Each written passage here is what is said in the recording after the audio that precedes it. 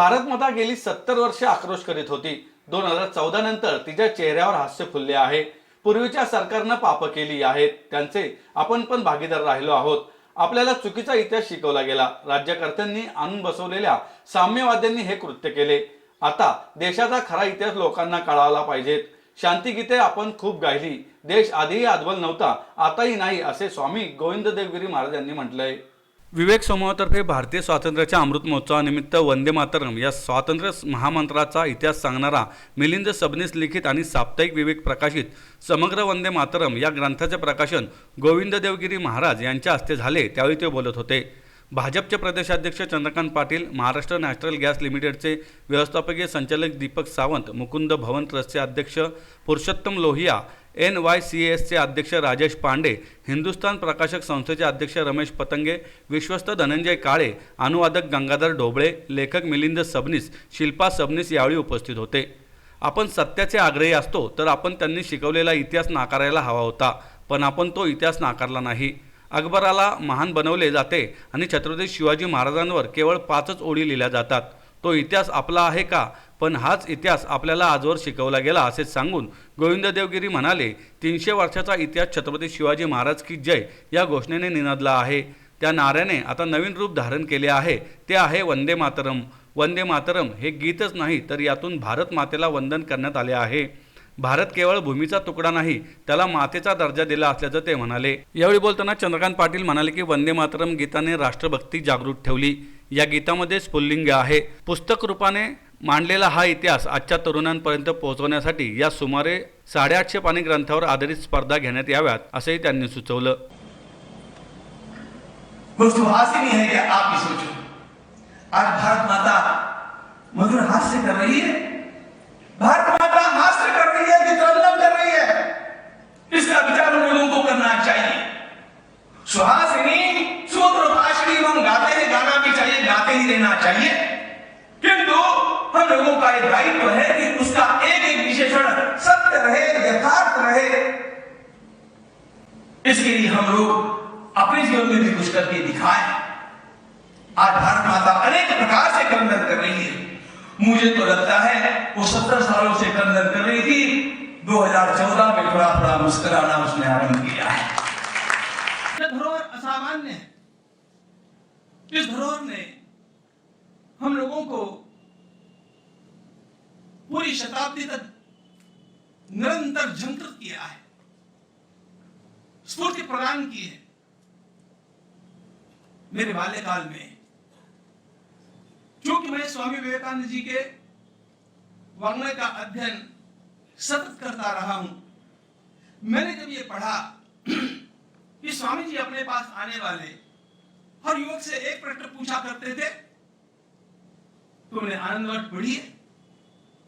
आनंदमठ ये उपन्यास बंकिम बाबू का है.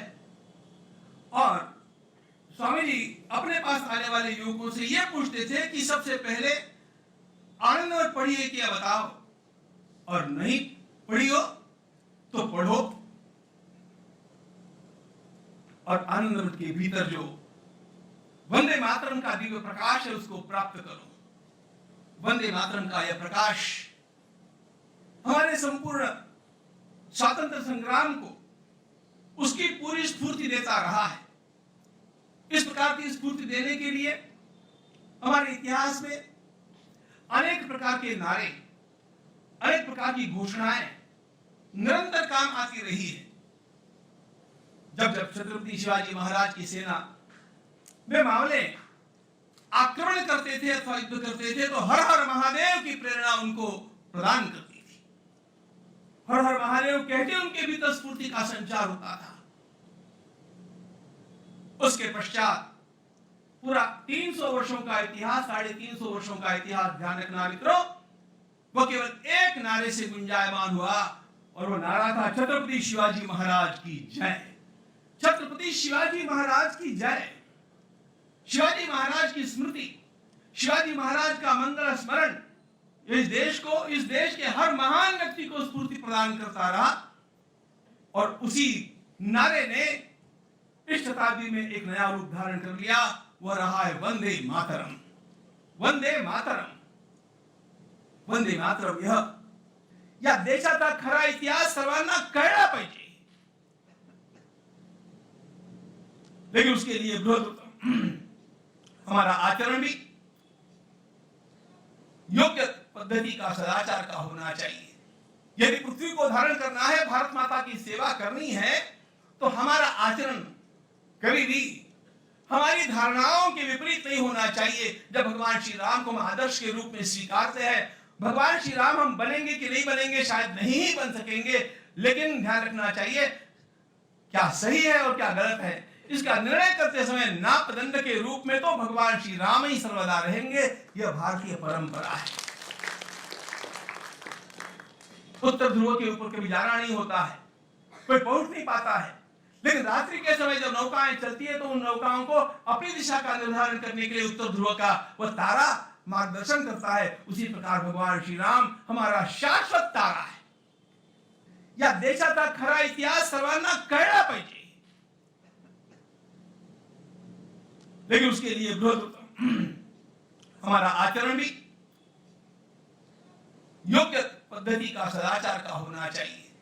यदि पृथ्वी को धारण करना है, भारत माता की सेवा करनी है, तो हमारा आचरण कभी भी हमारी धारणाओं के विपरीत नहीं होना चाहिए। जब भगवान श्री राम को हम आदर्श के रूप में स्वीकारते हैं, भगवान श्री राम हम बनेंगे कि नहीं बनेंगे, शायद नहीं ही बन सकेंगे, लेकिन ध्यान रखना चाहिए क्या सही है और क्या गलत है, इसका निर्णय करते समय नापदंड के रूप में तो भगवान श्री राम ही सर्वदा रहेंगे।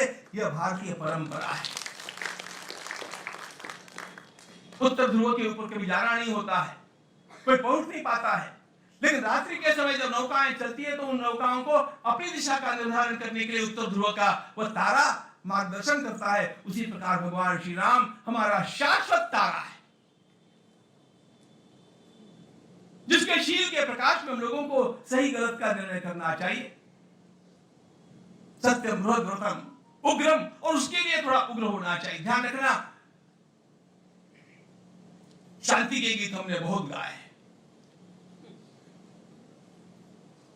अब थोड़ा थोड़ा उस स्वप्न की दुनिया से बाहर आना चाहिए। शांति के गीत तो क्या गाए, इस देश की स्वतंत्रता के साथ साथ यह कहने वाले भी नेता निर्माण हो गए थे कि अब तो देश को सेना की आवश्यकता ही नहीं है।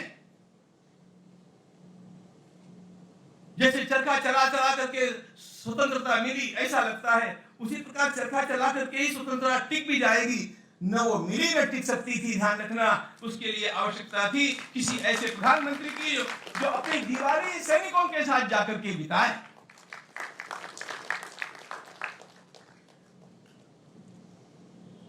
योग्यता होनी चाहिए, यह छात्र वृत्ति होनी चाहिए। यदि इस देश में किसी प्रकार की कमजोरी है, ध्यान रखना, यह देश कभी भी न पहले भी हतबल था, न आज भी है।